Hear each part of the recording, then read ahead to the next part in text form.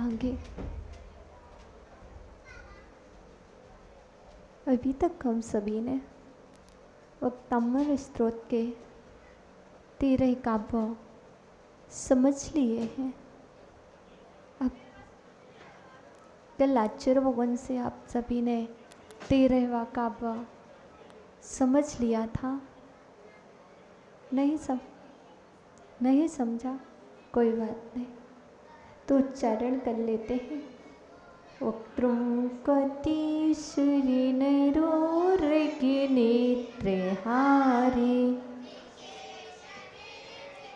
जगत्त्रितयोपमानं बिम्बं कलङ्किमलिनं कन्निसाकरस्य यद्वाशरी भवति पाण्डुपलासिकल्पम्। कल पूज्य आचार्य भगवान ने आप सभी के लिए 13वां काव्य समझाया था, जिसमें बतलाया गया है कि जो भगवान का चेहरा है वह चंद्रमा के समान है। आप सभी ने चंद्रमा देखा, कैसा होता है?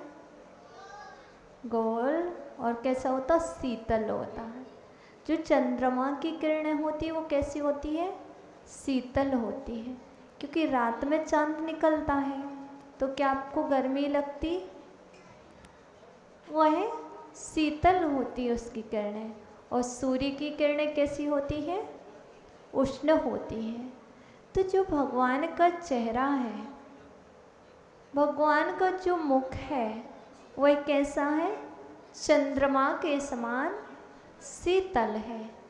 जब भी आप भगवान को देखो, जब भी उनके चेहरे को देखो तो कैसा लगता है? जैसे चांद को देखना सबको अच्छा लगता है। रात्रि के समय में बादल में कुछ ना दिखाई दे, यदि मात्र चांद दिखाई देता है तो सबको अच्छा लगता है। उसी तरह जो भगवान का मुखड़ा है, जो उनका चेहरा है, वह भी कैसा है? चांद के समान है। उसमें किसी भी प्रकार का द्वेष नहीं है। जिसके पास राग, द्वेष और मोह होता है उसका चेहरा तो दोषी होता है, लेकिन भगवान राग और द्वेष से परे हैं, इसलिए उनका चेहरा अति निर्मल है। तो इस 13वें काव्य में भगवान के चेहरे को चंद्रमा की तुलना की गई है, पर बतला रहे हैं। यहाँ पर हम आपको भावार्थ सीधा बतला देते हैं, क्योंकि शब्दार्थ तो पुस्तक में लिखे हैं और आप याद तो कर नहीं रहे, तो हम आपको भावार्थ बतला देते हैं। इसमें बतलाया गया है, हे भगवान, आपका जो चेहरा है वह देवों के लिए, स्वर्ग में कौन रहते हैं? देव। और मनुष्य लोक में कौन रहते हैं? मध्य लोक में मनुष्य। और नीचे कौन रहता है? नागेंद्र। मतलब स्वर्ग का इंद्र में मुख्य कौन होता? सौधर्म इंद्र। और मध्य लोक में कौन होता है? चक्रवर्ती, बराबर। और अधोलोक का राजा कौन होता है? नागेंद्र, बराबर।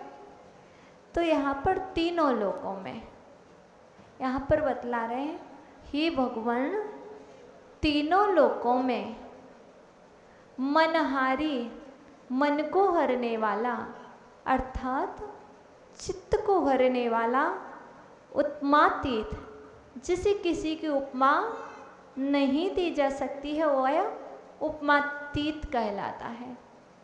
कहाँ तो आपका श्रीमुख, हे भगवान, तीनों लोकों में मन को हरने वाला, अर्थात चित्त को हरने वाला, उपमातीत, कहाँ तो आपका श्रीमुख हो, और कहाँ पलाश के फूल सा फीका पड़ने वाला कलंकी चंद्रमा कहाँ?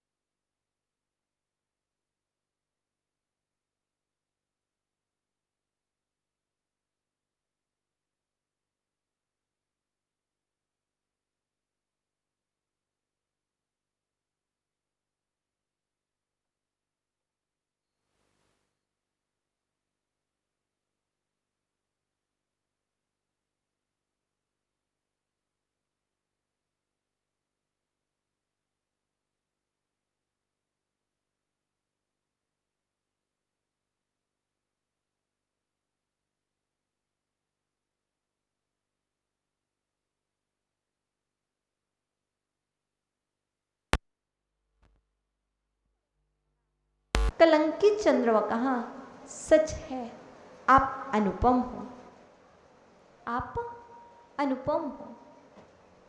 तो यहाँ पर इस बात को दर्शाया गया है। कल आप सभी ने समझ लिया था, आज हम 14वें काव्य को समझ